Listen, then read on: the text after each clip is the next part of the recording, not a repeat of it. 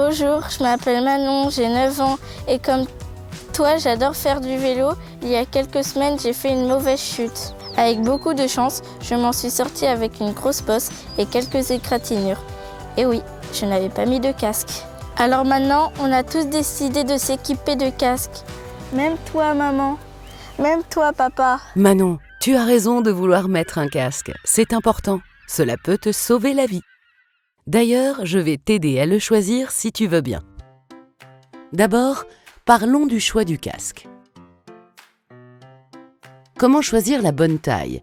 En général, les tailles vont de 5 en 5, par exemple 40-45, ou 46-51, ou encore 52-57.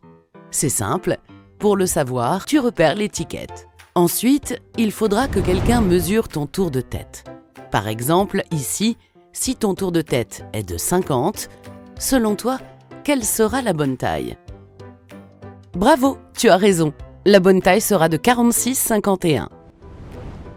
Passons maintenant à la norme. C'est très simple. Retourne le casque à l'intérieur. Tu trouveras un numéro spécifique.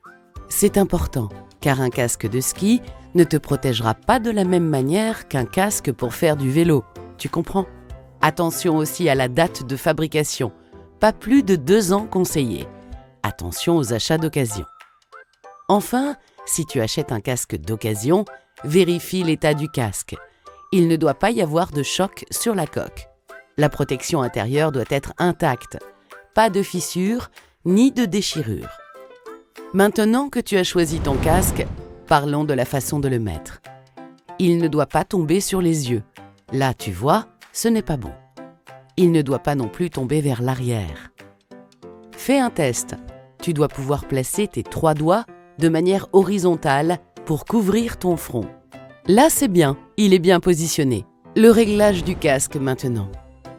Dans notre exemple, ton tour de tête faisait 50 et le choix du casque avait une mesure de 46-51.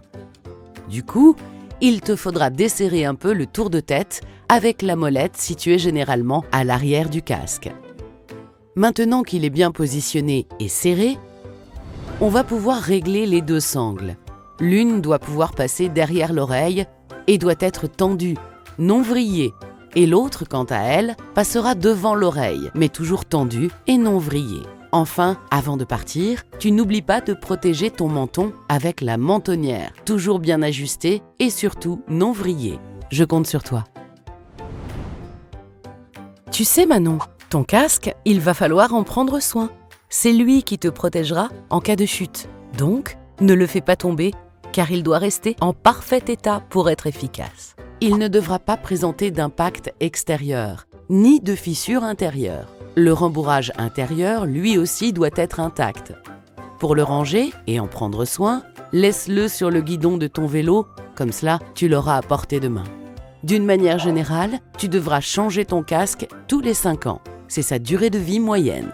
Le casque fait partie intégrante de l'équipement, au même titre que le gilet jaune. T'as bien attaché ton casque? Oui. Tu l'as serré derrière? Oui. Voilà Manon, maintenant, tu sais tout du casque. Je te laisse t'équiper et bonne route. Merci.